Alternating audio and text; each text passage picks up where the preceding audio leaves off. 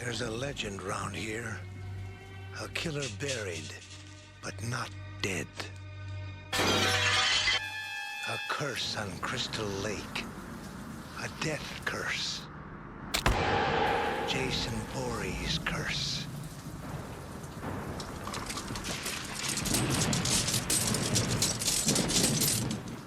They say he died as a boy, but he keeps coming back.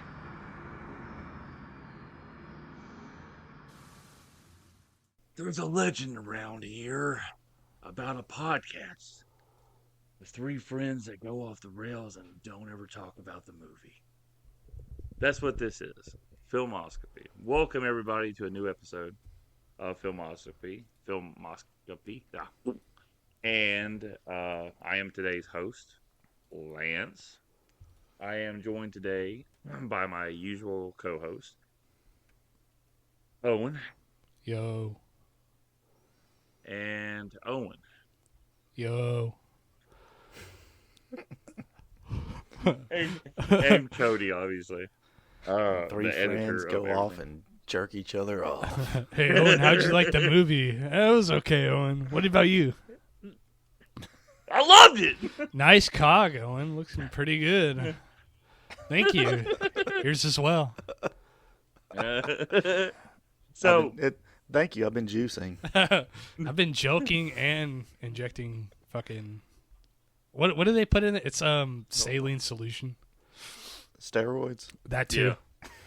I've been injecting saline solution into my nuts. How could you tell? Oh, God. There was a... I'm not going to name the professional wrestler, but I'll tell you guys off air, but there was a wrestler who died in 99 who was pretty well known, and it was known as a drug overdose. But the events that led up to it has been confirmed by at least a couple of people on shoot interviews, where he had melted down Viagra and injected it with the needle into his dick because he thought he could have an instant hard on. That's awesome. And Fuck. they had to. You telling I me? don't know if they did it. You're telling me that doesn't work? Well, I'll tell you this. I don't know if they did it or if it happened. They did have to amputate his penis. Oh. And that's why he had the drug overdose. I don't think it was accidental. Guys. I got some bad news. What? I might need to go to the doctor for my dick. Oh, God. Well, he's gonna tell you it's time to cut it off, buddy. Have you ever thought about gender? Have you ever thought about gender reaffirmation surgery? Anyway, Gender confirmation surgery. I thought it was affirmation. Anyway, it don't matter. Affirmative. So yeah, 49 times we fought that beast. Your old man and me. Chicken head with dug feet and a woman's face too. Oh, that's rad. So, yeah, today's episode has already went off the rails, so I didn't lie at the beginning of it. Today's episode is covering the 7th installment of Friday the 13th, The New Blood. So, let me kick my cat out of here. She keeps getting on my shit. hey, Owen, Cody, make sure you keep that in the recording. He's going to kick his cat. Okay. Speaking of cats, I had to take Cupcake to the vet a couple days ago. In an emergency. Okay? Yeah, so I came home and she was laying on the bed and I look over and like her mouth looked funny. So I walked over to her and like the bottom left side of her like chin / jaw area was like completely, it was like swollen bad. Oh no, and, is it a tooth? Well, we don't think so because when I took her to the vet, they found she had an abscess underneath her chin. So they burst it or whatever and drained it, and she's been on antibiotics for the last couple of days, but they said like if it starts coming back, then they'll need to do X-rays. Yeah. That way they can figure out where it's coming from. But hopefully, I think more than likely what it is, because she scratches her chin so much, is that she scratched her chin and caused a scab or like cut it or whatever with her claw and maybe like got it infected. Yeah, with the poo-poo claws. Mm-hmm. Poo poo. Yeah. Yeah. So Poo poo. those litter claws, but that's what I think happened. Because they were saying like after they drained the abscess, they're like, yeah, it looks almost like she has like some sort of like road rash or something on her chin. I was like, well, that's fucking weird. But yeah, hopefully the antibiotics make it clear up and she'll be good to go. So Yeah, damn, dude. The Cupcake is the elder stateswoman of my pet life right now. yeah, Of all 14 years old. She's a sweet kitty though. I love her. Cupcake's awesome. She's one of the best ones. Yeah. Tigger's a little asshole, but he's sweet too.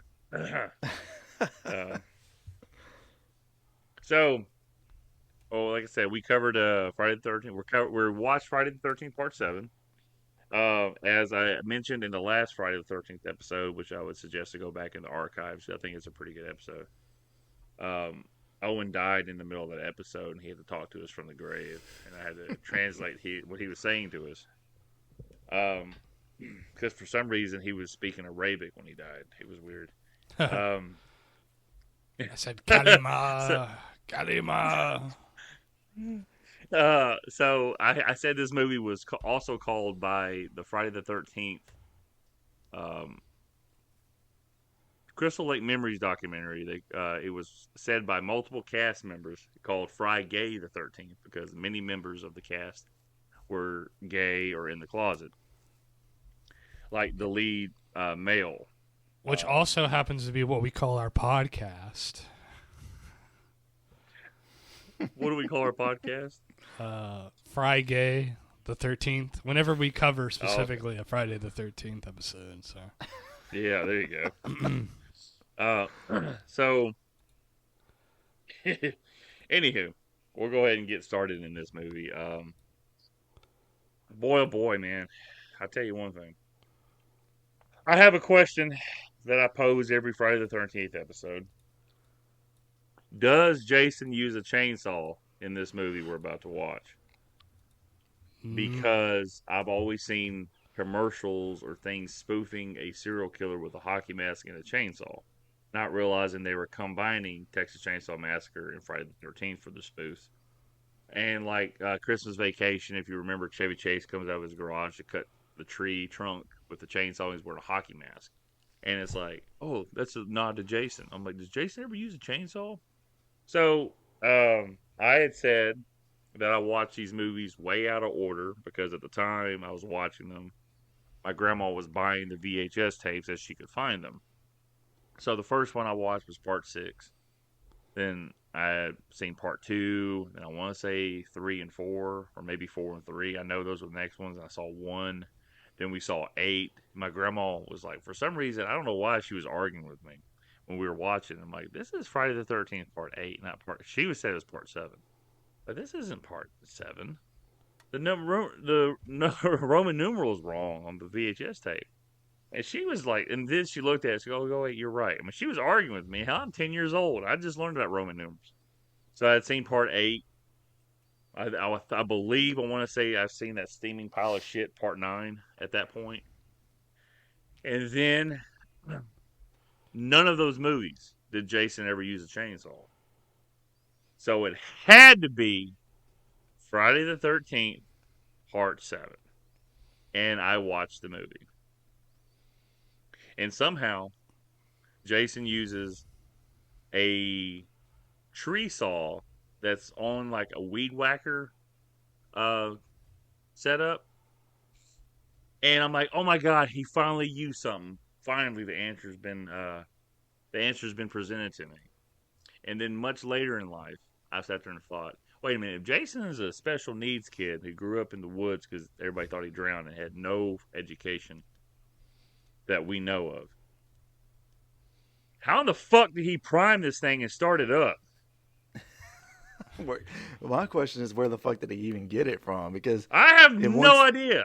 in one scene, he's using he's either using a sickle or a machete or whatever it is in the scene before. And then all of a sudden, like, it cuts and it's like someone else in the woods. And all of a sudden, he's just stepping out from behind the tree. You know, it's like, what in the, where did this come He from? bought it at the Weed Whacker saw blade store, dude. Now look, I ain't gonna lie to you. Now look, I don't know about you guys, but anytime I've ever used any equipment for the first time, I usually double check where my hands are placed when I start something up. Jason doesn't look at it. He starts that shit up. And the kill was a lot more gnarly than what we got to see, because we'll talk about it. This movie was completely raped by the film board. I believe the MPAA. What did I write down? I wrote down, oh yeah, all deaths were gutted by the MPAA and the NCAA, or the NAACP. You guys know what that is, right? Do what? The NAACP. Yeah. No, can you go ahead and say the whole initial for me? I can.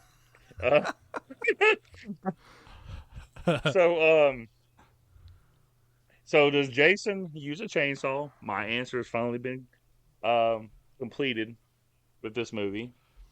I will say this: there's a scene where Jason's walking to the house where the blinds are kind of almost closed, like pointing up, and you can see Jason from the camera looking into the house from the inside of the house, right? And you see him walking up to the house. And I can shit you not, man, for some reason, that image is burned into my brain from when I was way younger, when I first started watching these movies at 10, 11 years old. I feel like that was the first ever scene I remember of Friday the 13th. And there's no reason, like, I would have, like, thought I'd seen that. I remember, like, having a nightmare about it as a kid. So this was the first scene. I guess this movie was on TV at some point, and I was watching it, or I'd seen that scene. This movie, I know I took note of it, is the last of the movies for continuity-wise for Jason's look, but also has a really big fuck-up for continuity-wise for Jason's look in this movie that I've never noticed anybody talk about. I'm going to talk about. And so this is like the end of people really caring about how Jason looks going into the movie, but also the beginning of people taking their own way or just fucking something up unintentionally or not caring. So this movie is a mixture of, like, I thought this movie was like this Jason look as I watched it over the years. Like, this is a quintessential Jason that shows all of his damage. Like, you cannot get any better when it comes to this, because Part 8 doesn't even fucking try. But this movie, this is definitely the coolest looking Jason so far. Hey man, you sound like you're R2D2. Calm down. Yeah, do what? Do I? Yeah, Cody, what? Are y'all hearing me Cody. fine? Yes. He's trying Brother, to you sound like communicate you're to us from the void. Oh Jesus. Okay, there you go. No, we can hear you now. I think you're buffering. So what were you saying, Cody? Yes. Yeah, you're 100% better. Before you were talking like that movie THX 1138, and you're like, Yeah, you were going like.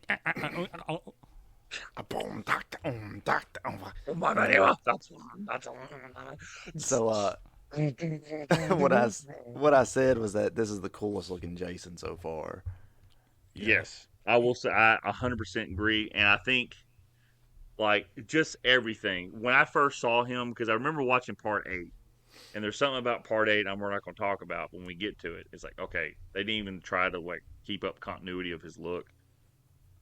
But this movie, when like Jason's unmasked, like he is missing his eyeball, you see the damage from Part 4, you see the damage from Part 3, you see the damage from Part 6. You know, I mean, his eye on his right side is not as droopy as it was in like Part 1 and Part 2 and Part 4. But at least he still has one eye, and they literally tried for that. And I absolutely fucking love that look of Jason's head.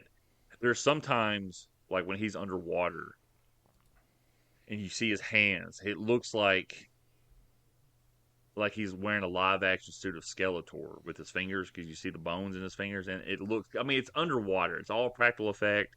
John Carl Blucher, the director, did a great job because he's a special effects artist, and he did a great job with special effects. But with that suit is underwater when Jason pops out. We'll talk about it here in a minute. You see, like his chin is sagging in that shot because it's so bloated from the water he's underneath. And like I said, everything else, like when Jason stands up out of the water, you see his back and you see his spine poking through his skin and his suit. It's fucking awesome. But like I said, we'll get into first time watches. Like I said, the first time I watched this movie, and I was like 11-ish, I'd say, around that time. It's probably one of the last ones I got to see first viewing. So I watched all of them out of order, and like really, this is probably the third time I'd say I've watched all the Friday the 13th movies in order. Because I know I watched them with one of my girlfriends. I watched them with Savannah in a row. And now we're watching them here in a row. Before, I would just pick out which ones is, the ones I like. So, Cody, was this the first time you watched this one? Yes, completely. Okay. Owen, was this the first time watching it? Yeah, if you could believe it, it is. So Ripley's, believe it or not. Yeah. Rhea's believe it that ass. So I'm gonna go ahead and say this right now because it ties into much later on in our podcast. Paramount originally wanted the next Friday the 13th movie after Part 6 to be Jason versus Freddy, and New Line Home Cinema said, "We don't need you. Why would we do that? No, thank you." So they pitched to the Carrie clone story. Just she's Carrie with Freddy different versus baggage. Jason, you got Carrie versus Jason. Yeah, just with different baggage. So according to Crystal Lake Memories, there's at least 10 years between 6 and 7, which it still takes place in the 80s, even though it's like the year 2002. If you're trying to add the math up together. Let's see here. Trying to think. So the director, John Carl Blucher, special effects artist, and he's done quite a few movies. I know off the top of my head, he did the ambulance scene in Halloween 4, where Michael's wrapped up in bandage, and they're talking about he has a niece named Lori, and he starts killing the dude in the ambulance. He grabs him by the head, keeps slamming him against the fucking the wall of the ambulance, and then sticks his thumb into his forehead. So I remember he did that. He did quite a few other things. Let me just name him to give him respect because he has passed away, unfortunately. John Carl Blucher. So he's directed movies like Troll, Friday the 13th Part 7, New Blood, Ghouls 3. It's a lot of things we wouldn't have heard. But he did makeup work on A Nightmare on Elm Street Part 4 of The Dream Master. He did makeup work on Halloween 4 and Hatchet and stuff like that. The Dream, yes, I said The Dream Master. So I don't know why they picked him for this ultimately, because watching it, they talked on the documentary. They talked about what's his name? Fucking Frank Mancuso Jr., the guy I've talked about who kind of was an associate producer Part 2. His father was a CEO of Paramount Films. He was associate producer Part 2, then became producer Part 3, 4, and 5. And then Part 6, he's not even listed on the credits. So he kind of takes a step back. He's got other things going on in his life, and I don't think he really wants to be associated with the movies, but he's still kind of like the invisible hand guiding the franchise. So he's kind of picking the director and allowing them just to kind of do, what they want to do. But he's also leaving people in charge with his production company. There are like people that are watching the budget. And this woman, let me see, what about her name? I'm trying to find her. That lady, I wish I fucking knew her name. Because I didn't write her down. I didn't think she was that fucking important. But she, okay, yeah.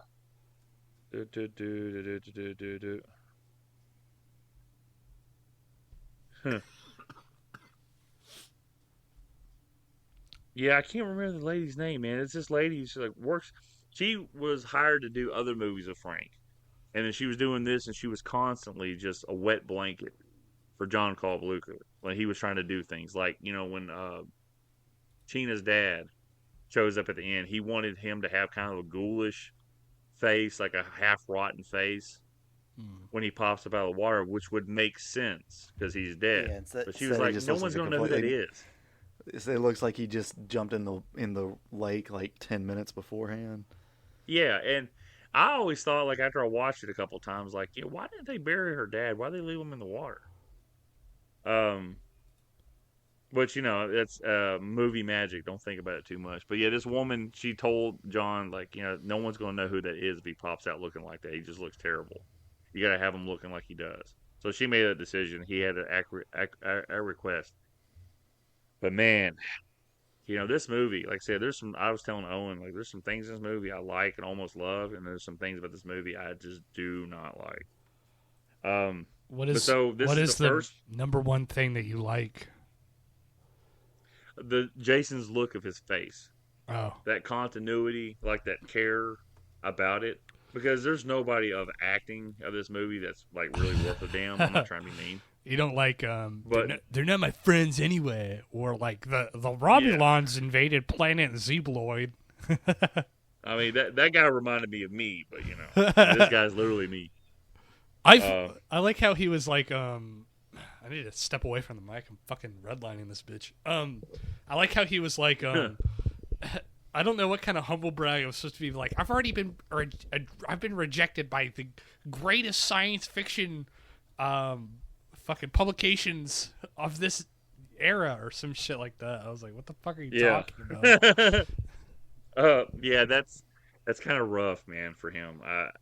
You kind of feel bad, and then you got the stoner, you got the couples that, like, none of the couples have chemistry. That one redhead chick had a nice little rack. Who was the redhead? So there's not much. I only remember seeing the one that. Yeah, she's the one that fucks the stoner, and then she gets thrown out the window. Yeah, I mean, she's kind of hot, but you don't see her naked. Yeah, I don't think. No, you see her titties though. You do. Hold on, I gotta find this. Where can the titties be? I just remember seeing that one lady who is like fucking the rich guy. Yeah. She says, "Who says we're sleeping?" Who says we're sleeping? She's like, "Party for two this way." I would be very upset if Jason were to kill me before I was about to fuck. I'd be pissed. No, I was like, "Fuck, man!" I was like, can't you wait like fucking 1 minute? So, Owen's looking this up. The director had worked with Kane Hodder on a movie called Prison, and that Kane always jokes when he talks about. He says in the documentary, he's like, "Yeah, I always tell people me and John met in prison." But the director, like I said, I guess according to Wikipedia, there was talks about bringing C.J. Graham back to play Jason from Part 6, but John wanted, Kane to do it, and this was Kane's first of 4 movies. Now, look, there's a hot take. I remember as a kid, like, really loving Kane Hodder's Jason. Yeah, I looked it up because I knew it seemed like he was being played differently, but I guess this is the one that, like, all the fans like, right? This is the main one. It's the fan favorite because he's such a he was a champion of the franchise when it was inactive, and he was trying to get Freddy versus Jason to make. He was always doing interviews. He was always keeping Jason's name out. He loves the franchise. Yeah. And we'll talk about it when we get there. He gets fucked over by the time they get to Freddy versus Jason. But this was his first one, and this is probably his best performance as Jason, in my opinion. Like you can definitely tell he's a little stockier than CJ, and it's weird because CJ is like really fit. I'm not saying Kane isn't really fit, but his body's different. Like CJ's like 6'3" and Kane's like 6'2". There's not much difference in height, but with the shoulders, like Jason's shoulders a lot wider in this movie than it is in Part 6. for the director, John Carl did do the best he could, like trying to keep all Jason's damage the best they could from the movie, so the fans would recognize and be happy with it. They filmed the majority of this movie in Alabama during the winter. I will say this: there, that scene where Jason jumps through the window when he's chasing Tina at the end. Yeah. Okay, so that's real wood all the way around that window, but they have breakaway glass, so he has to clear that. Like, he cannot like make a misstep. He's either going to trip into the window and look dumb, or he's going to knock himself out by jumping into the fucking house. So when he's running to do that part, he says he's almost like crouched and running to make that scene. And when he clears it, he says he clears it by like half of an inch, something small. Like he almost clipped the real wood. The scene where he's going up the stairs, and then the light fixture swings back, hits him in the face, and he falls back into the stairs. They had replaced like 10 steps with like balsa wood, like the fake wood. And when he went back and, he had to take the straight, the back bump like in wrestling to go down, landed on a narrow landing pad. After the scene, he went back to look at it. He hit the last step that was fake. He was like half an inch from hitting the real step when he fell back. So it was like literally like two stunts that went off perfectly. And then the stunt where he's on fire, he was on fire for over 40 seconds, and that's legit him underneath there. Like they had it all safe. That was one of like the longest on-screen ones in a very long time. Like the longest one at that time. I don't know if it's been surpassed by now. It may have been. The scene where he's taking the sleeping bag and bashing the woman across the tree that has 6 gallons of blood and a rubber mannequin in it. And I saw the original scene. They filmed it multiple times. He hits that tree with that sleeping bag 6 times, and then he throws it down. And like you see the scene where he does it one time and hits it against the tree, Yeah. and throws it down. And you see Jason just looks like he's pissed. That's because that was like the last sequence they filmed of him doing that multiple times. So Kane was legitimately pissed. So it just worked out pretty good. But the MPAA cut it down to the 1 tree bump instead of 6. Like I said, like I said, they went a lot of time and care in the special effects, and unfortunately, we don't see a lot of it. We see a lot of the bad acting in this movie. A lot of bad acting and a lot of repetitive kills. Yes, I think is another huge issue because so too many of the kills in this movie are just Jason comes up behind somebody and kills them with a butcher's knife or a machete or a sickle or that weird metal pick that I guess there's 2 of, like 2 exact copies somehow.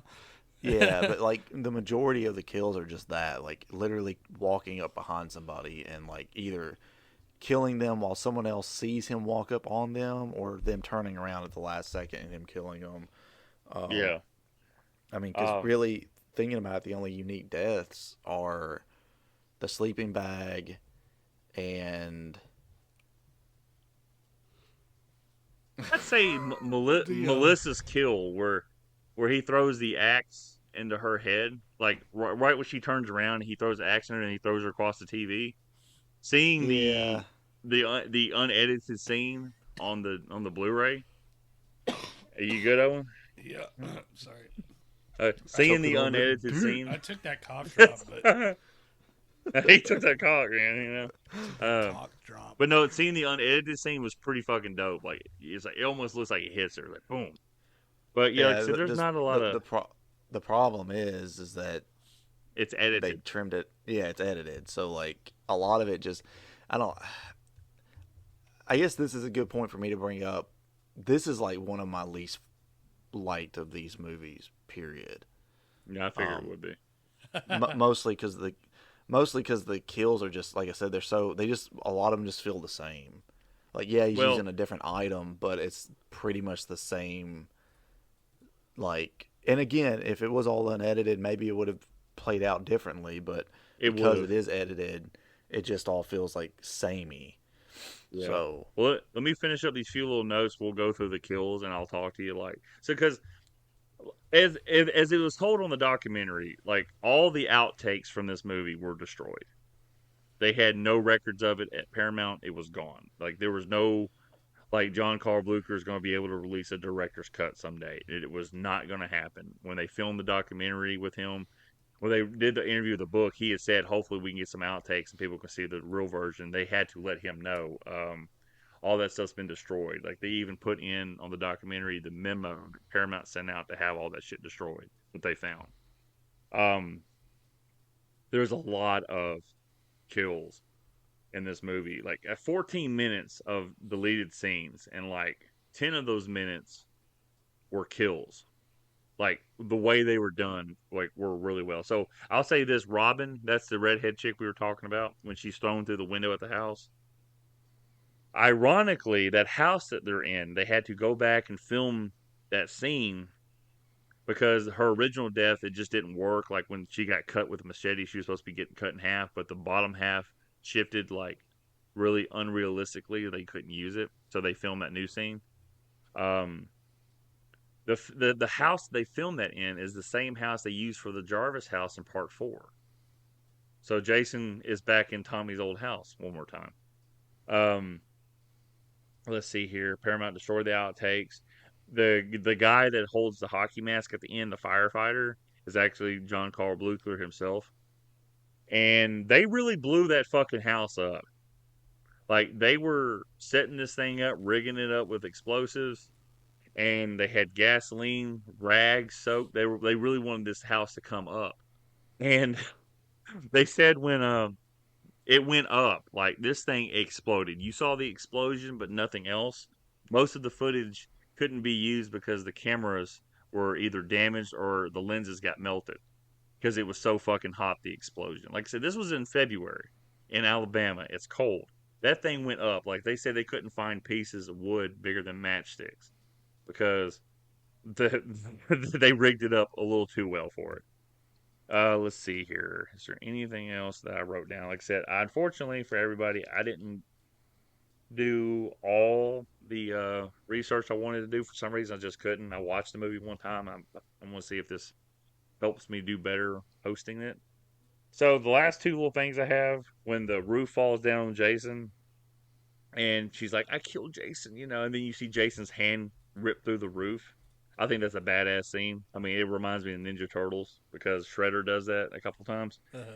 And then Jason's clothes. I got to talk about this. So, continuity-wise, this movie does pretty good on everything. And I always sat there and thought it was silly that in the last movie, it was Camp Forest Green. But in this movie, it's Camp Crystal Lake because I didn't know how much time had passed. Now that I know it's been 10 years, okay, feasibly I can understand that. Yeah, it has to. I was going to say that was one of the questions I was going to bring up too, because obviously the beginning of this movie when Tina is a little girl takes place after Part 6. Yeah. So I was like, okay, well, how much time has actually passed in this time? Wait, it does?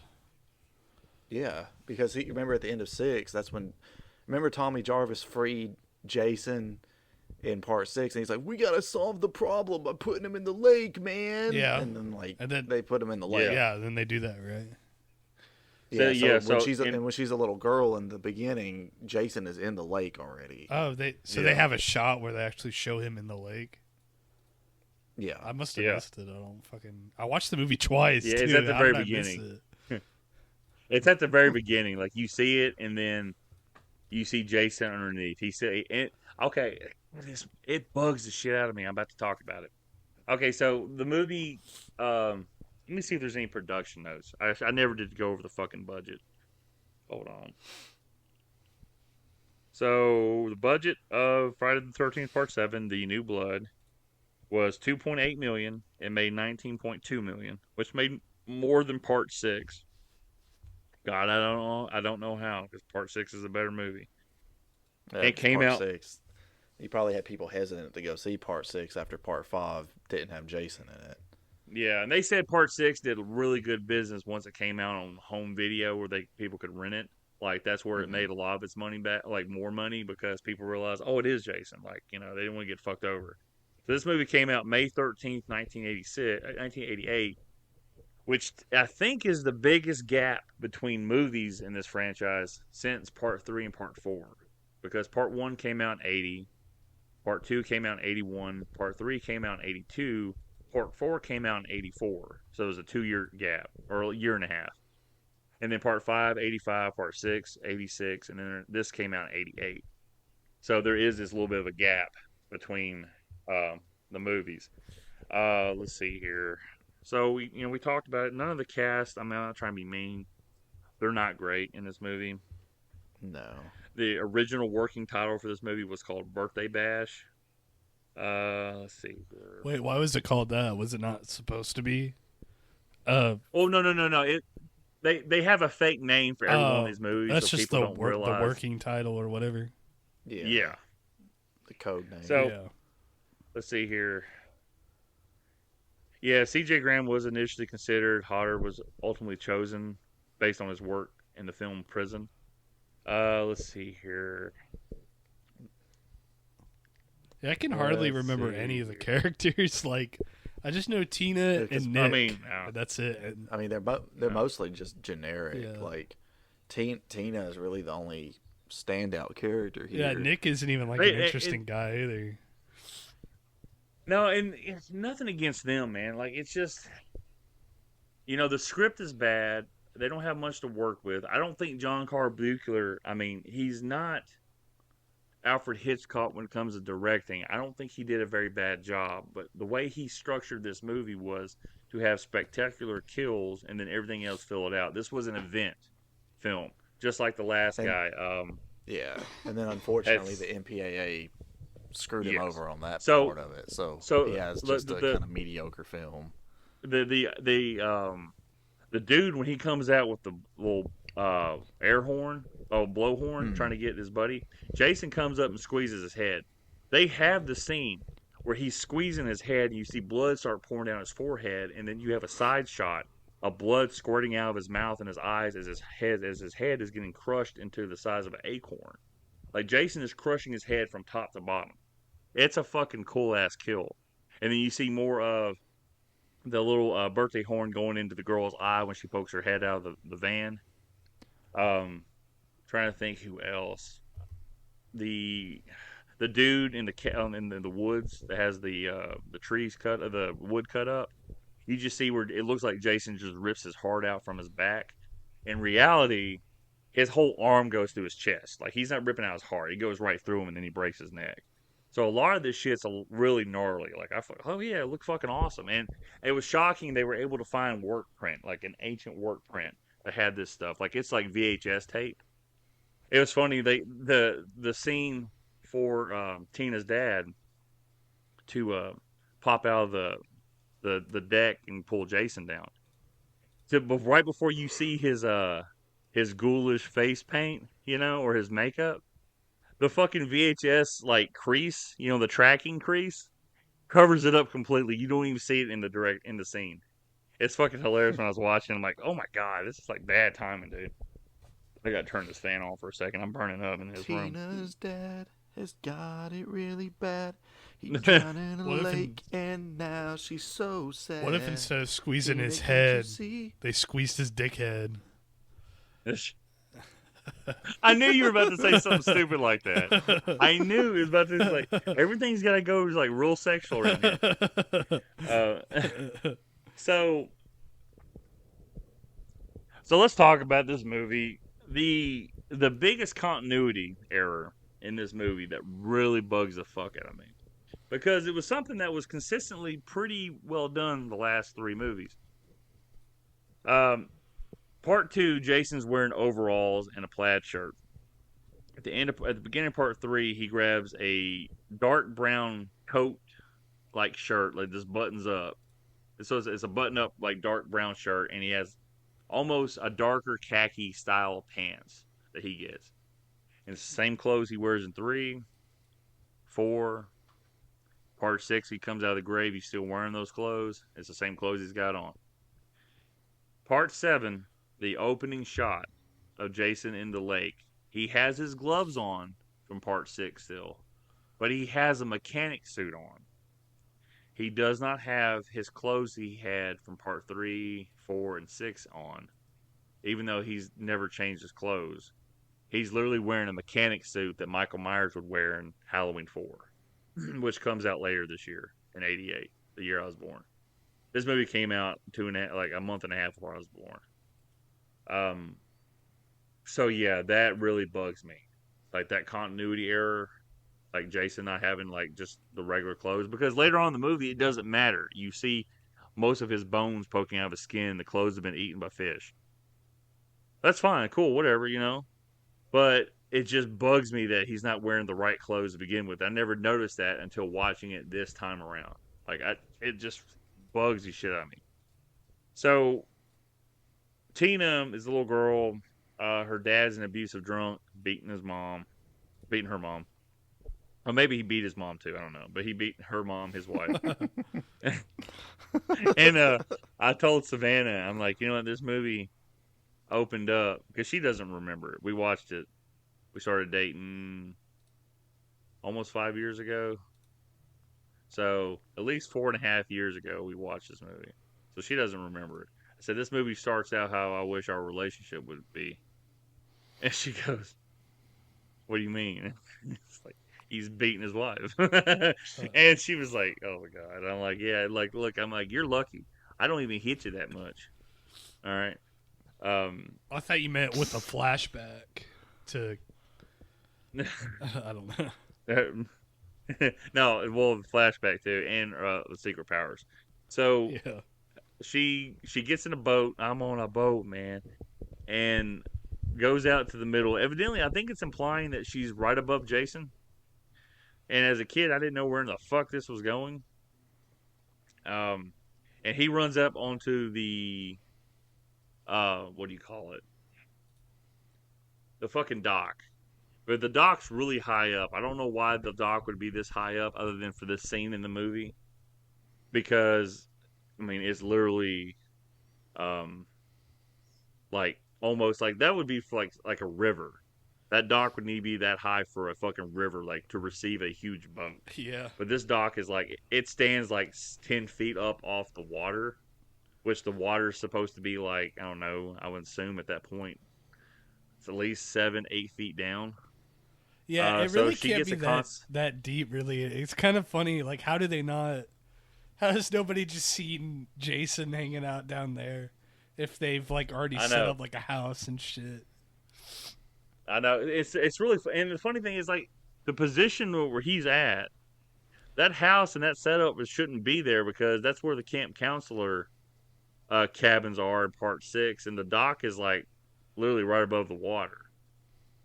The dock, I always remember this as a kid, the dock from part 6 is like half of the dock from part 1 in the original. Like I said, these small little, if anybody's a Friday the 13th fanatic, you can go back and watch and see what I'm talking about. Like Friday the 13th, the first one, there was like 2 docks that were like, one's an inverse L and the other one's an L. And then they had a piece of a dock that floated that connected the 2 pieces where it just made like this rectangle to the beach. And this dock in Friday the 13th part 6 was like 1L, or at least one like capitalized I going out into the water. So that's what it reminded me of. This thing is like, oh man, you mean we're not filming Jason going to Manhattan yet? Damn, we gotta use this dock though. So, but it's literally, she gets mad at him. He's like, honey, I didn't mean to, I'm sorry. And then she gets a constipated look on her face, and all of a sudden the dock is like a puppet. Like lifting his legs up and shit. Like, I know how to walk, mama. And he falls into the water. I think it implies like the big ass log hits him. And it's like, damn, like the water can't be that deep from what we're looking at. But I guess it's supposed to be like 20 feet deep because it's a lake. Who knows? I've never been around a lake, so I don't know how deep the drop off into a lake is. I know how it is in a river. So it can kind of like, you have like a little bit of like soil and then there's a fucking huge drop off if you were to swim. But yeah, so it's real, it's like, I don't know, man. So she's like, Daddy, and then she wakes up 10 years later. She has psychic powers. I gotta sneeze. Hold on, guys. That's you. Damn, that was pretty good. Good timing. So I made the joke with you guys that this is the female Professor Xavier, not really Carrie. But she can't read minds. I was just trying to be funny. So we get there. We're introduced to our cast of characters. You have 3 or 4 awkwardly connected couples that are trying to have sex, and they look worse than I did the first time I did it by myself. And the cast of characters eventually get mowed through, and unfortunately, like Cody was talking about, subdued ways. We got the uncut, and like I said, you can probably find them on YouTube. And luckily, I bought the Shout Factory edition of the Friday the 13th series. I didn't have it on my edition that I bought, like, I don't know, 10 years ago that I ended up giving to Alex. But I was happy to get these and, actually have this deleted scene, which was pretty dope. So Michael's scene where he gets killed in the woods, Jason picks him up with that metal spike, and it's almost like in Halloween 2. I don't know if anybody, Cody, if you've seen the original Halloween 2 or not. I don't think so. Okay, well, there's a scene in it where Michael is behind a nurse, and he has like this little scalpel with a little knife edge in it, and he stabs her in the back and picks her up off the ground, and she's like literally just dangling 3 feet off the ground with this little thing in her back, and then Michael drops her and he starts chasing after Lori. So that scene where Jason picks him up with a metal spike is just like that scene. But he's like coughing up blood, and it's a lot more blood, and then Jason throws him down. The girl that gets his girlfriend gets a spike through her throat. There wasn't anything added on. That's pretty much her whole scene. I will say it took Michael a long time to piss, because it took a second for Jason to walk up on her and stab her in the throat, and then all of a sudden he turns around like, honey? You get another couple that gets killed in the woods. We talked about it. Jason throws his arm through his chest. That guy looks like, I don't know, man. I like almost like a young Donald Sutherland, but with really bad hair because his hair's thin. But he's like, his response to her is, she's like, it's like, we need and he goes, it's getting really cold out. He goes, why don't we go into the sack? And I'm like, this is the kind of shit I'd say to Savannah. Just be like, hey, honey, why don't we go have sex? What do you think? And she goes, we need wood. He goes, there's no wood. She goes, we're in a forest. Like, grade A acting here we're talking about, people. Like, you couldn't get this shit out of Anthony Perkins in Psycho 2. I'm telling you this right now. So, yeah, we go through those kills. The sleeping bag where she's, like, no one tries to run.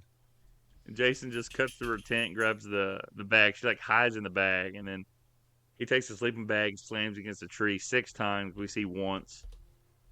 The subplot in this movie is that there's a douchebag therapist, quote unquote, trying to help Tina, but in reality he's just trying to exploit her talents and then put her in an insane asylum. Dr. Cruz. And he gets the weed whacker / tree cutter death, and you actually see some of his guts come out in the scene that gets cut down, and then he goes back. Jason hits him a couple times with the weed whacker, but unfortunately we see a little bit, and then he's dead. So it's not a satisfying death.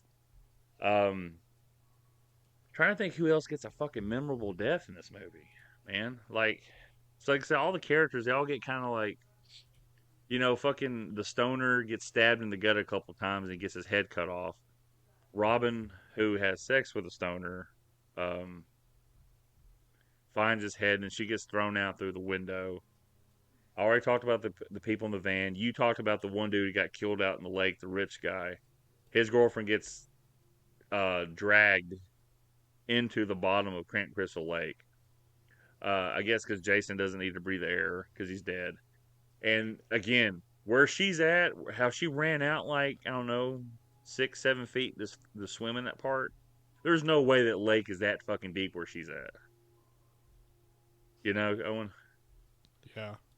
Where the lady who's naked? Yeah, when he pulls her down, there's no way the lake's that fucking deep. Yeah. But, and then I hate how he gets a gnarly... I hate how they play coy with that scene. They're like, oh, we don't want to show her titties and pussy. Uh-oh. But no, you see titties there at the end, but you don't see no vagina. You Yeah. get close though. It plays too You coy. get close to seeing holes. You want to see it all. You're like, fuck yeah, I want R, I want X rating. Yeah. But like her boyfriend gets killed over there. I want to say, I was about to say over the beach of the lake, but it's not a beach. It's more like a mud pit. And Jason has an axe and swings the axe as he's crawling away and hits him in the face.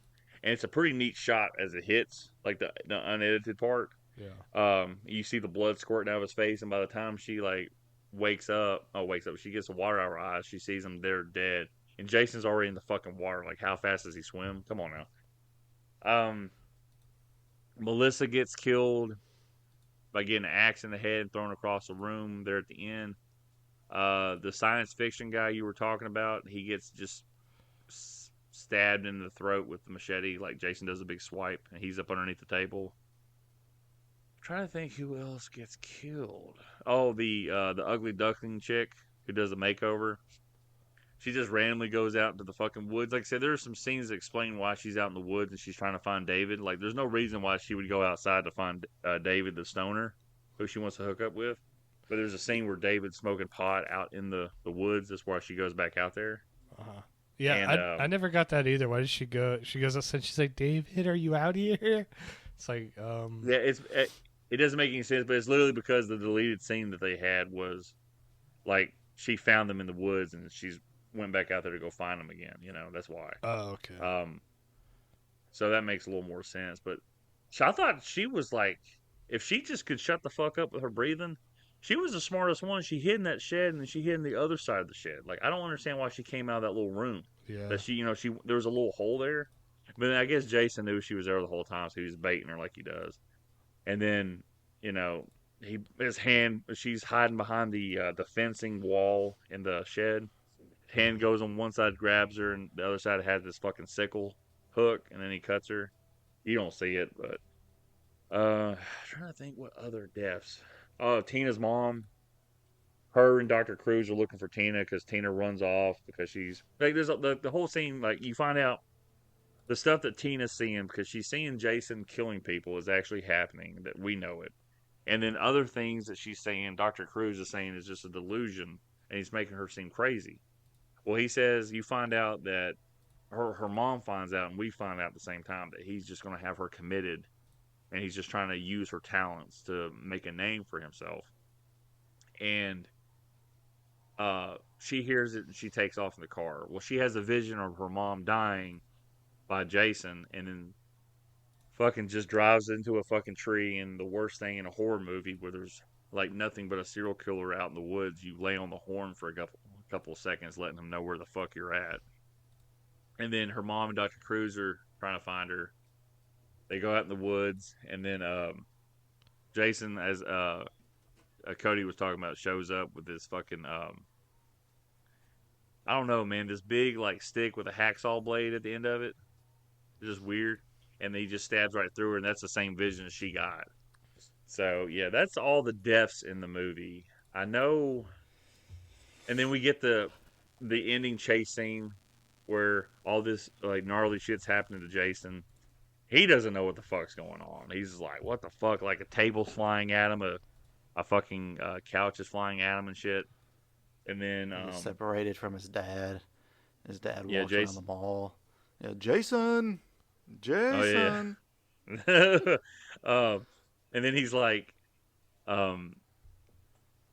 fuck, man. There's one other thing he does. It's like, I'm trying to think, like so the shit like we talked about, like the stunt where Jason's chasing Tina, he jumps through the window. He barely clears it because it's breakaway glass, but it's real wood around the frame of the window. They didn't gimmick that. And then Tina throws a couch at him, and then probably the coolest effect, she makes the roof collapse on Jason, but it's like pillar, pillar, pillar, and then the roof collapses on Jason. And Kane Hodder said when they dropped that roof on him, obviously it's not a full fucking roof. It's like, it's gimmicked up. But that thing came down with a force on him. Like, he is like thrown to the ground underneath it. So he goes, that pissed him off. I hear in the raw footage they had, you can hear him.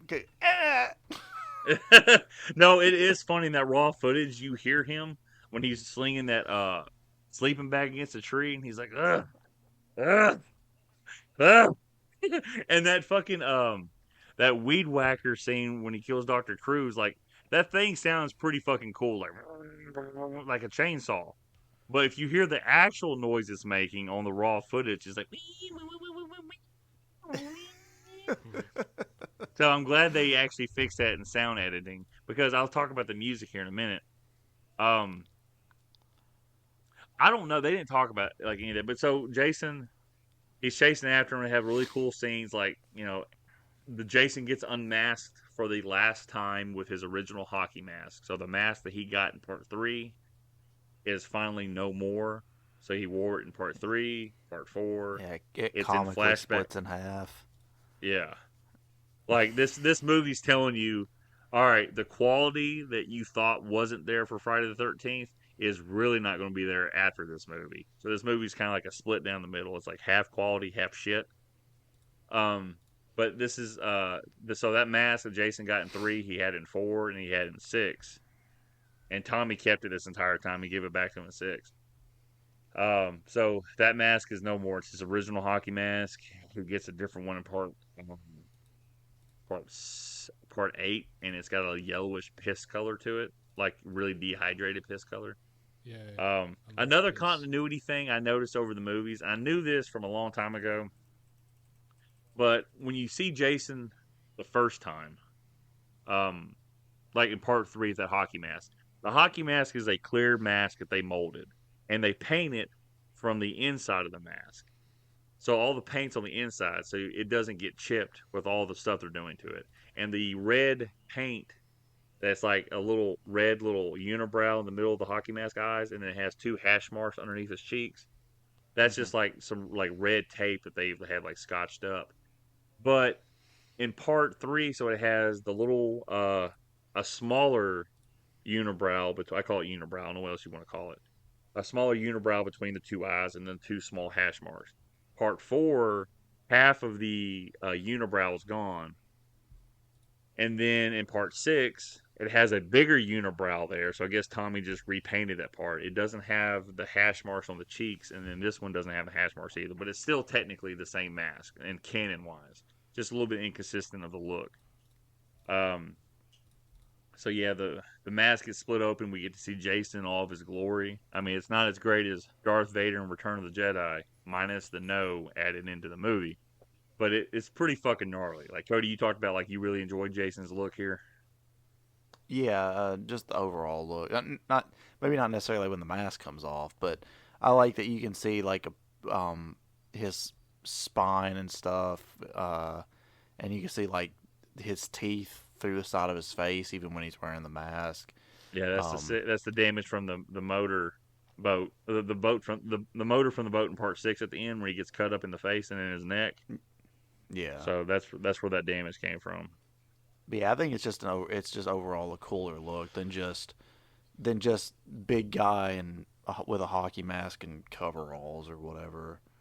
Yeah. Not really coveralls. I guess he doesn't ever wear coveralls. He wears like a shirt and pants or whatever. But you know what I mean? Yeah, he's got the shirt and pants, but like I said, in this one, he's got a mechanic suit on. Like, I guess it's something I'm not supposed to pay that much attention to. It's supposed to be the same costume, but it's literally a jumpsuit. Like, I feel like they filmed.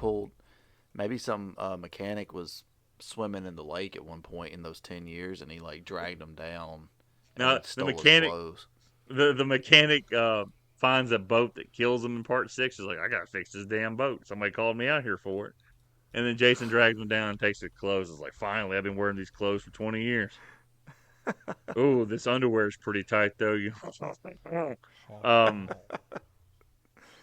So, yeah, that's the gist of the plot of the movie. Like I said, when it comes to plot, like I said, think of Carrie and Friday the 13th put together. Now, I will say this. I want to ask you guys this, because we reviewed the newest Star Wars trilogy.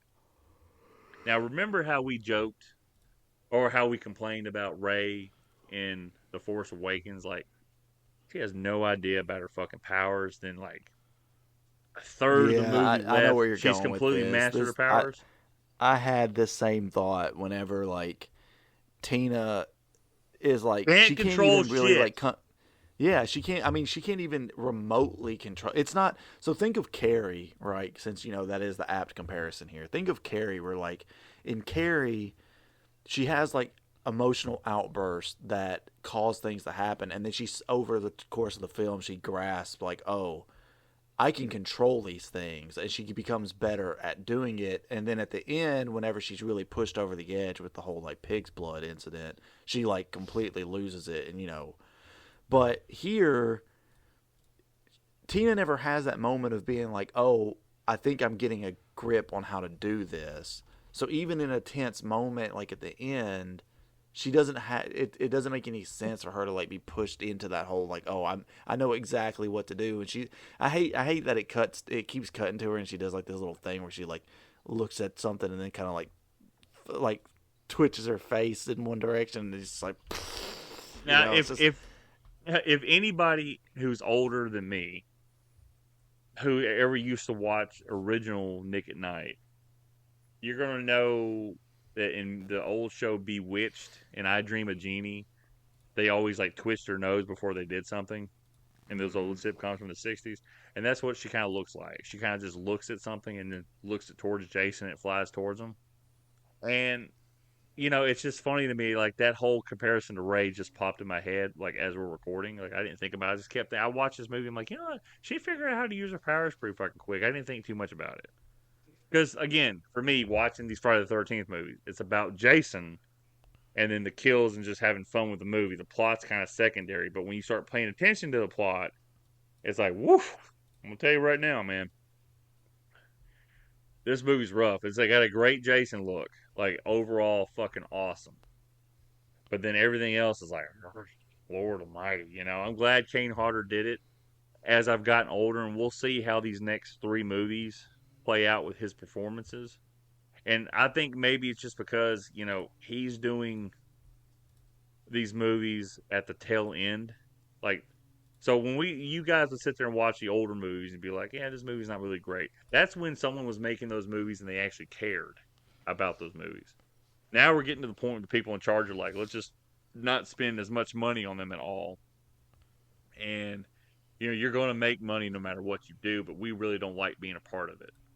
The next movie, Part 8, is the last movie that Paramount makes. And I can equate Paramount's feelings to Friday the 13th the same way I could to Turner Broadcasting at TBS and TNT, how they felt about WCW wrestling.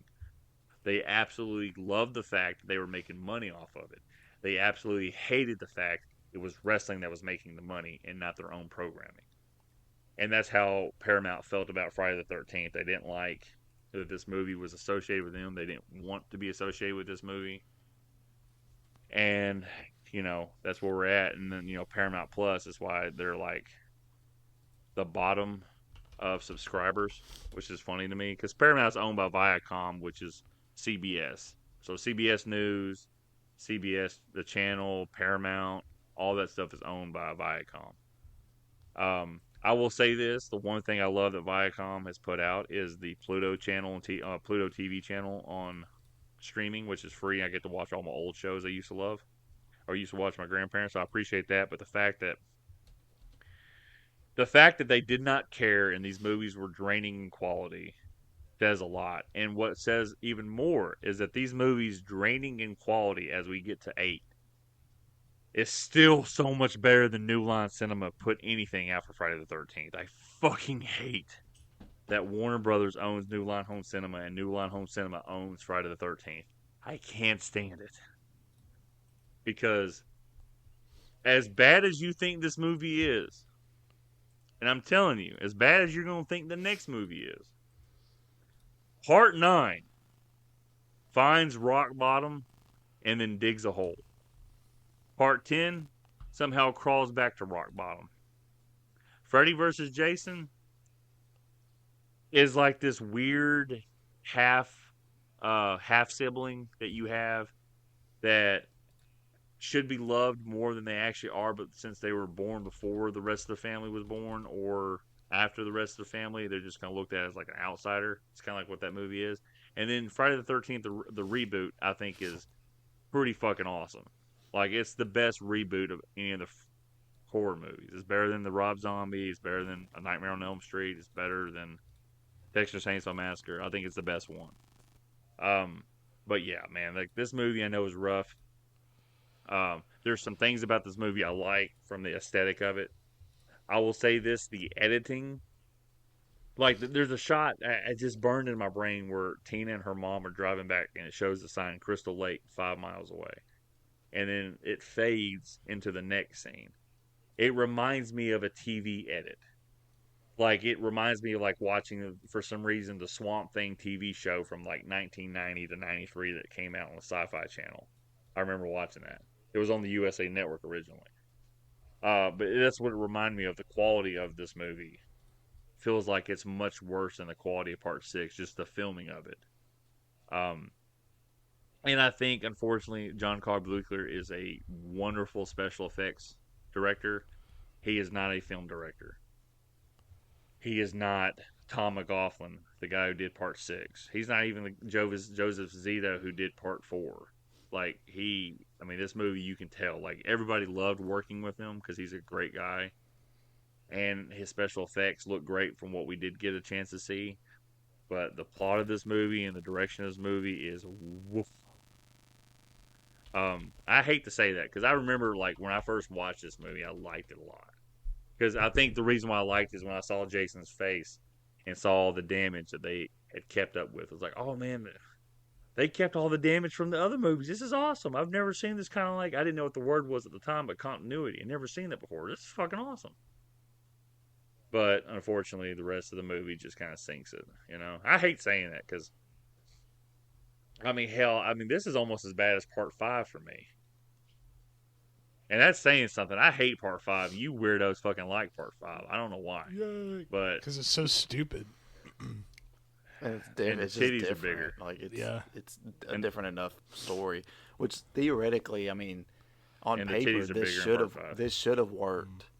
This movie should have worked, because for that same reason that it is different with having like the psychic, and all that. But the execution of it was just so piss poor that, there's only one movie in the franchise up to this point that I would put this over, and that would be Part 3. And that's crazy to me, dude, because, for me, Part 1 is so far at the bottom of the movies for me. And it's not because Part 1 is a terrible movie. It's just not great. But Part 1, if there's any franchise you could ever watch the movies and skip the very first one, it's this franchise. Like, it is a totally skippable movie. Like, I know probably hardcore fans of this franchise, and I may get crucified if anybody ever hears me say it. Part 1 is just, like, forgettable. Like, everything you need to know is in the first 5 minutes of Part 2. Like, when I watch these movies, like, I told Savannah when we watched through them, when we watched it for the podcast, Friday the 13th Part 1, I said to myself, that's the last time I watch this movie. I'm never going to watch it again. Like, I don't need to watch it again. There's no point in me watching it. I don't celebrate it like I do. Like, Halloween would get celebrated or some shit. So, Cody, like, your ranking right now, I'm interested in hear what your ranking would be.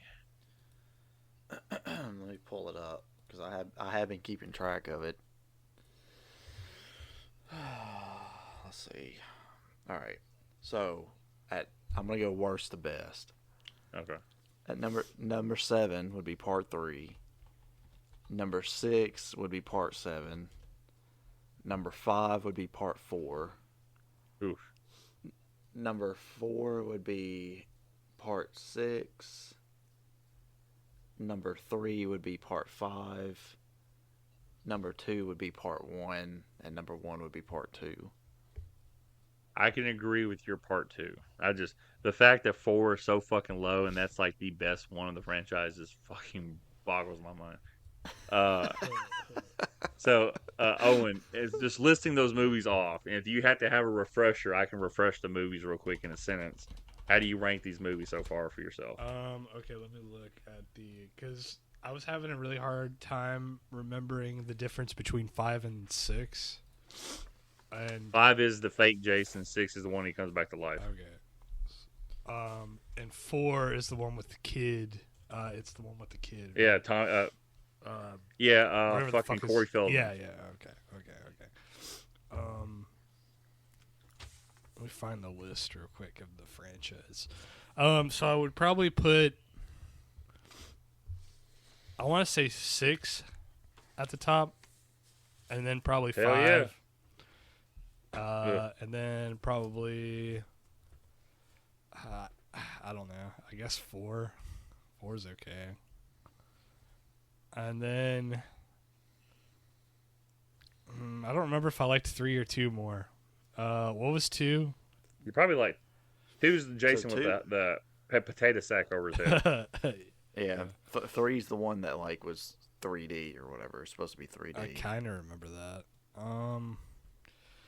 I don't know. I think that's interchangeable. You could put either or, but I know the first one's at the bottom. Okay. Where would you put this one? Would you put this one below part 1 or above part 1? I think I'd put this one above part 1. Okay. Just 'cause- Would you put this Below- one below 2 and 3. Yeah, but below 2 and 3, that's right. Because I mean, I feel like this one, like, Okay. despite the fact that it's very played out by this point, and even the shakeup of having, the Carrie lady fight Jason, at least this movie still kind of knows what it is, and I feel like the first one, it was still kind of trying to find its footing.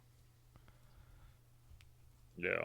Well, the first one was just trying to rip off Halloween. Yeah, Exactly. With it's a rip off of Halloween with the reverse Psycho.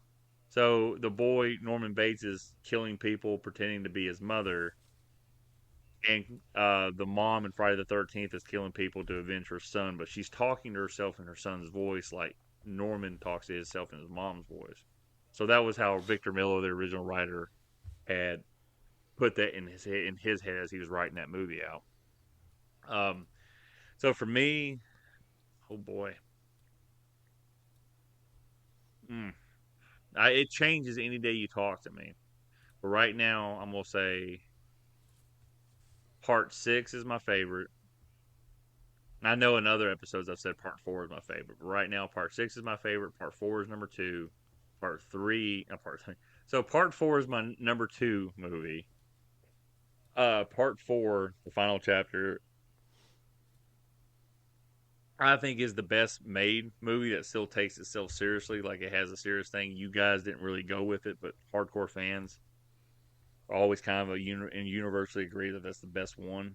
So part 6 is the one that everything around Jason is poking fun and having fun with the franchise, but Jason is still taken seriously. So that's why I like those movies so much. So it's 6, 4, and then 2. And then I'm going to say, man. I'm going to say 3, and then 7, and then 5, and then 1. I'm going to put 3 above this one just because he gets the hockey mask in that movie, and Jason has this like nice clean look that does not last very long, but like the Jason look from part 3 just looks like all nice and neat. I like that. I like the look of the hockey mask at first, and in this movie he loses that hockey mask. So that's my ranking right now: 6, 4, 2, 3, 7, 1, and 5. Now I rank 5 so below because it's not Jason. The movie itself is kind of fun, but the fact that it's not Jason, and the fact, like, how does a guy act like Jason, but it's not Jason, is just fucking insane. but fucks So like Jason. that's how I'd rank him. How does he look like Big Jason? face. Fucks like Jason, but he's not Jason. Now, I will say this real quick, and I don't know for sure. I didn't see anything, and there's nothing on Wikipedia. And I wish I had done more research, so I apologize. And if I find out anything looking through the book, Crystal Lake Massacre, before we do part 8, I'll try to mention it. The music in this movie feels like everything has been recycled for other movies. Like Harry Manfredini has got the music credit because they use all of his music. But there's another guy credited with the music, and it feels like Harry Manfredini wasn't actually used for this movie. That they had this other guy just take his music and arrange it in the movie. And it's really fucking weird. Like, there's times the music's really loud when it should be really, like a little lower. There's a time there's the sex scene between the stoner and the redhead chick Robin. Like they play music and then you hear the musical cue for a knife stab from part 6 because the music's from part 6. I'm like, just doesn't make any sense. To me, I mean, it just blew my mind. Like how is this so fucking bad? And we'll see how part eight's way different with the music. It's very 80s. But this music in this movie, like I said, I liked all the music. I don't like how the music was arranged or put into this movie. And it feels like Harry Manfredini's got the main credit because they used everything that he's written and used, but they had somebody else arrange the music in the movie, and it does not fit. And like I said, some of the mistakes I saw in this movie are probably because this movie was meant for a VHS tape and a theater reel, not Blu-ray. 4K, so I gotta give some of that. Special effects look great. Unfortunately, when you use 4K Blu-ray, you can see some of the special effects see through them, so it doesn't look as great. That's why things are shot in the dark.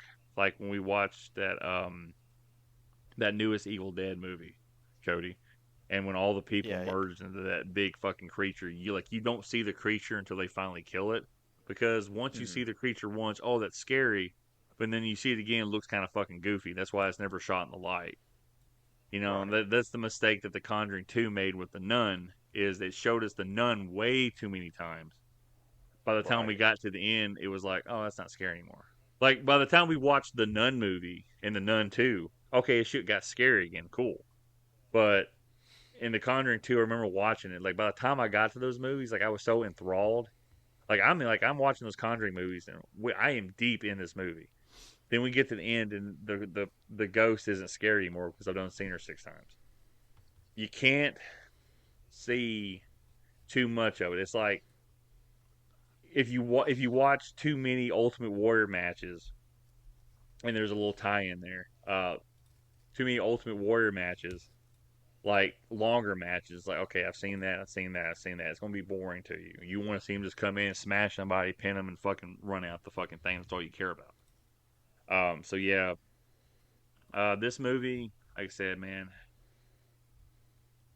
if you're a hardcore fan of Friday the 13th, or if you want to watch this series, I do recommend you watch it, especially if you're gonna watch it in order, because there is a story that's connected through all these movies. Is a very loose story. I mean, a loose story. Like, if you get mad at George Lucas changing his continuity, don't take these movies too seriously because you'll lose your mind.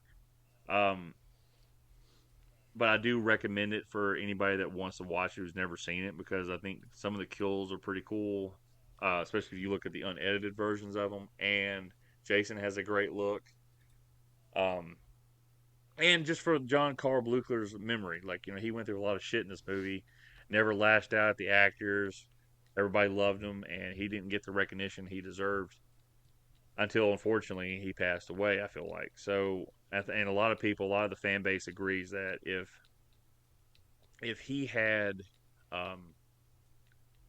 a director's cut of this movie would probably be more well received by the fans. So I would recommend it from that perspective. If you're just looking to watch a movie, just to tie up a Friday night or Saturday night, don't watch this one. Go watch part 6 or go watch part 4. So it's a first time watch. Yeah, go ahead and watch it. But I can't recommend this movie for multiple viewings, unfortunately. I hate saying that. But I'll go with Owen. For this movie, I don't know. Nah, I don't really recommend this one. It's kind of played out. You're better off watching any of the other Friday the 13th. Maybe. Oh, wait till we get to Manhattan, baby. I mean, Toronto. You mean the better one? The best one.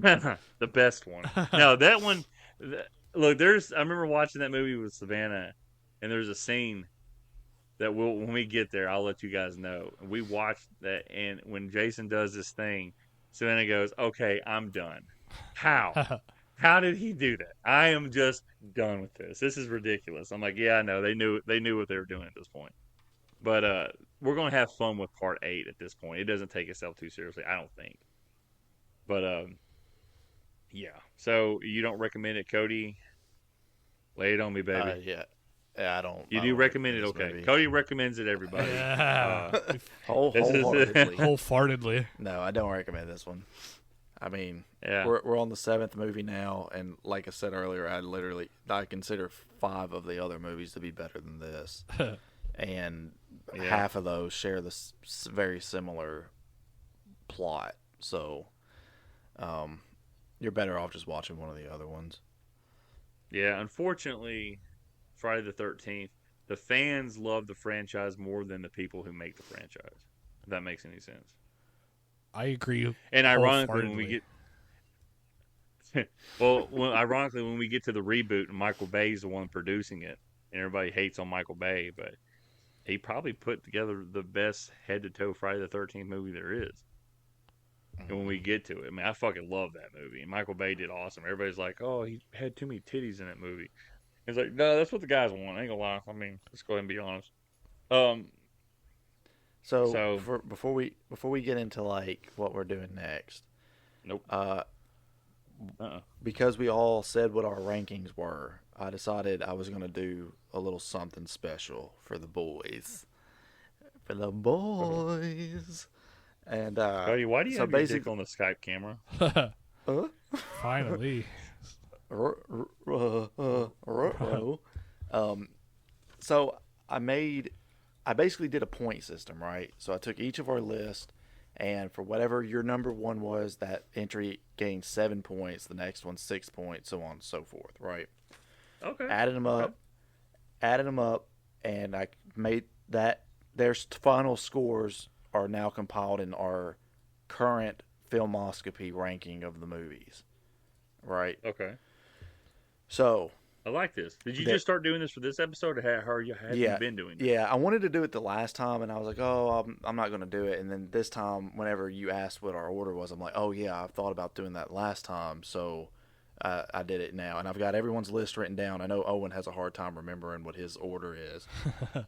So when we go to watch the next one, I'll just take a picture of what your order is, and I'll send it to you, and like, hey, try and think about where you would place part 8 in this list or whatever. That way we can continue the same thing. But currently, the Filmoscopy podcast ranking for Friday the 13th is, and there is a tie, so two of them share a spot.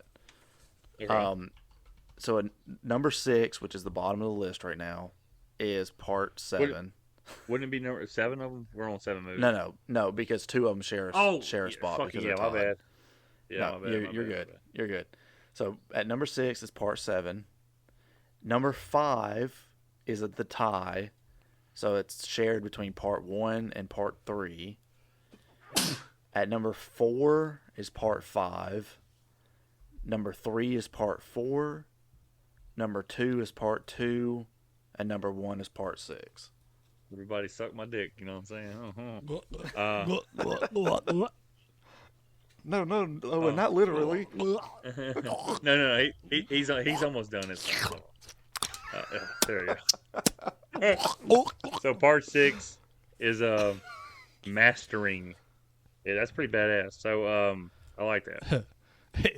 Well, I appreciate you actually coming up with that system real quick. That's pretty fucking cool. And like I said, it's when we get to 9, God forbid something happens to us before then. When we get Alex back on, we'll have to get him to rank his 9 movies, and then go ahead and give his rankings for 10, 11, and 12. So when we get to those, we can rank them all and have Alex's like ranking with them too. Yeah. So that's fucking funny. And I'm already pretty sure part 9 is going to be at the bottom of the list, but we'll see. I don't know, man. You guys surprised me with part 5 being so high on y'all's list. So see, the thing is, I've seen part 9 before, and I remember also just hating it at the time. So it is fucking rough. So before we get into future episodes, I don't know how this is going to turn out, because I think me and Alex are going to record all of our episodes, and then Cody will release them on the Filmoscopy feed. But I am trying to do a little side project because I enjoy recording these podcasts, and I've been wanting to do one involving professional wrestling, and I've kicked around a bunch of ideas.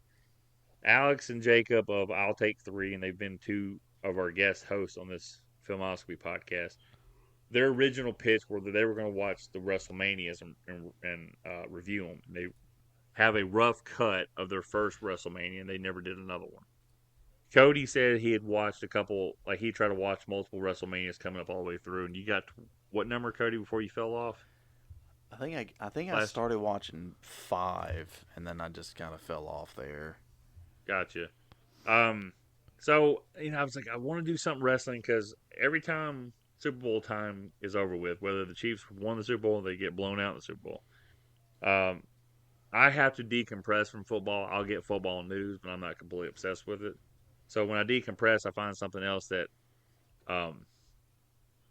this distracts my mind. I go back to pro wrestling, like WrestleMania season. I watch WrestleMania. I fucking love it. And I've mentioned quite a bit on this podcast. I am a huge fan, like he's my number one favorite of all time, of the Ultimate Warrior.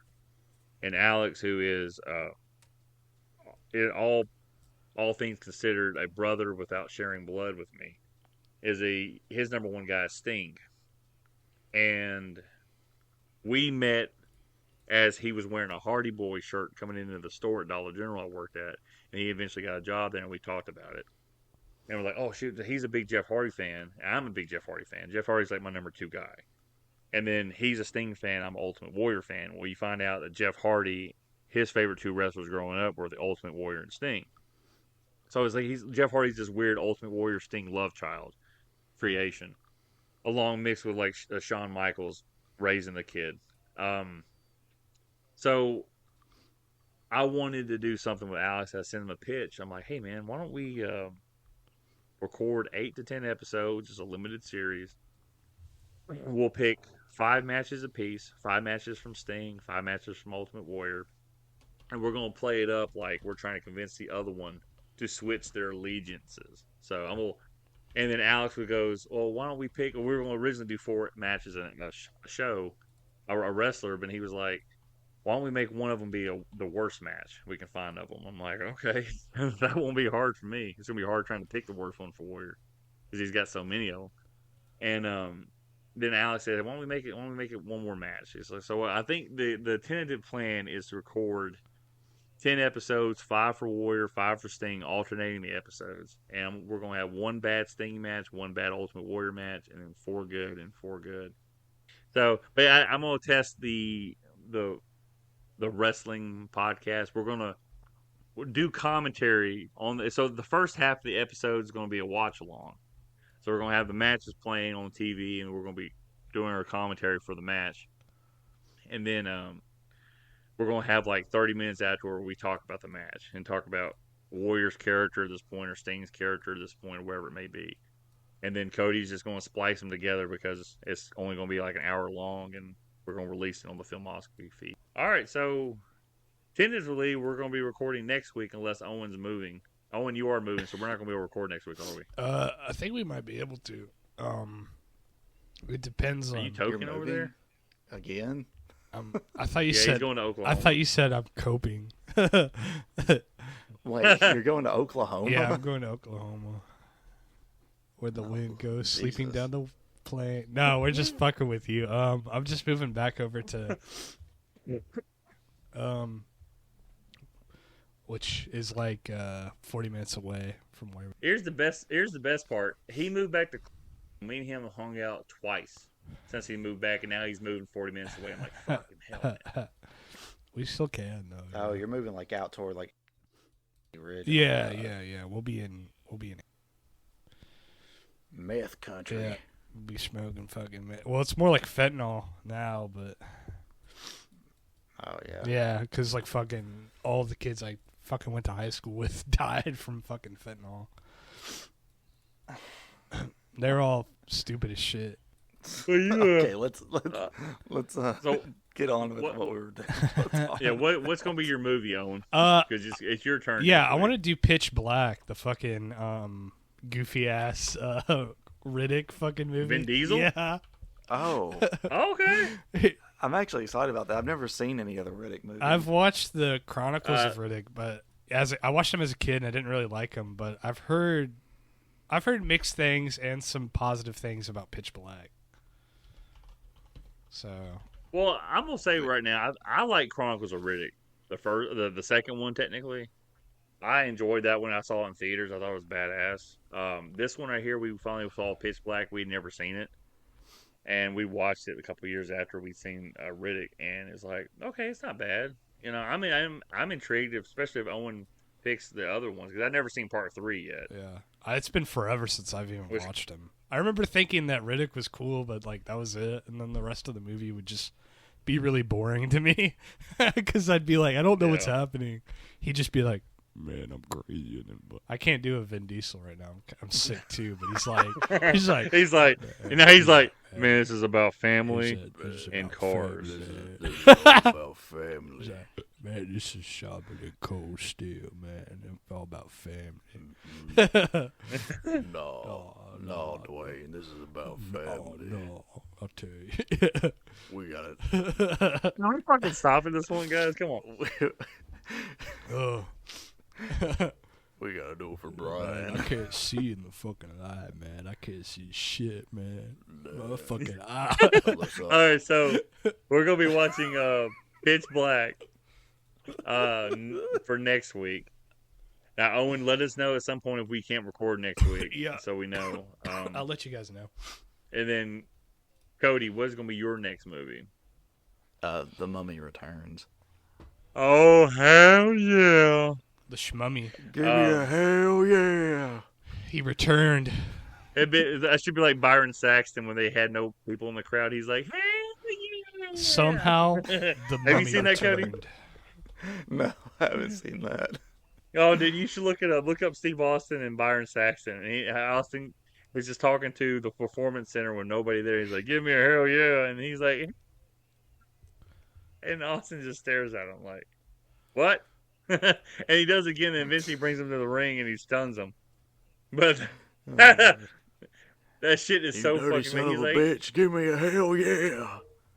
And he's like, hell yeah. Which is ironic we talk about wrestling because we just talked about wrestling. The Rock was suspended at the time in the WWE during the Invasion angle because he was filming The Mummy Returns. I think it was they already filmed The Mummy Returns. He was filming The Scorpion King at the time. Yeah, because his stuff in Mummy Returns is very limited. So I would imagine that would have taken too much time of it. Smell, yeah. Hey, if you smell what the pussy's cooking, can you smell? What the rock? What my cock is. Hey, you know what, Cody? I know you. I'm about to say, like, I like his original theme better. And he's like, "You smell what the Rock is cooking?" Ha! Burned in. The Rock says. The Rock says. Know your damn role. Shut your mouth. And he's like. And then you can't ever forget the want some Shashawn. Shashawn, come and get some of that Triple H.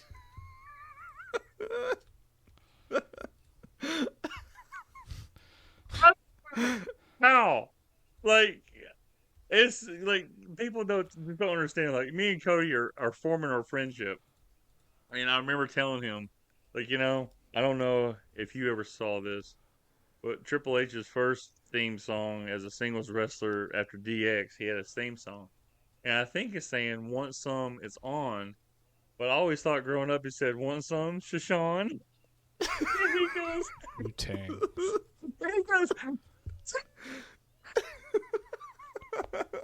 and in my fucking, 10-year-old brain, that made sense. Because he kicked Shawn Michaels out of DX. And that's all I remembered. Oh, Lord. That's funny as hell, though. It's like, want some, Shashawn? They should, what if everybody just sung their theme songs just had Paul Bearer doing it? It's like, some Shashawn? Come and get a little bit of that Triple H? Oh, yes. But yeah, so after The Mummy Returns, it's going to be, we're coming back to Crystal Lake, but we're taking a trip to Manhattan New York City for Friday the 13th Part 8, Jason Takes Manhattan. You know what I'm saying? Asterisk mark, more along the lines of Jason Takes Canada. But we're going to talk about that when we get there. Vancouver. So, yeah, that's the end of today's episode. It's probably going to be a shorter episode with the shit Cody cuts out. But thank y'all for listening if you got this far. Thank you for being subscribed. If you're not subscribed, fuck you. Yeah. You should be subscribed to the podcast on Spotify. You should subscribe to us on YouTube. I have no idea who in the hell you guys are on YouTube, but we got like 35 subscribers, and it's fucking awesome. 36 subscribers now. And you should suck my penis. Oh shit, man! Too. Who the fuck subscribe? We went up another one. All right, everyone. But thank you for listening. You Google us on Filmoscopy Podcast. You will find us on social media. You will find us on Facebook, X. You will find us on YouTube and Spotify. Like, share, subscribe, or just subscribe and give us some feedback, which would be pretty fucking sweet. But thank you for listening so far, and as always, finish him. Suck my wiener.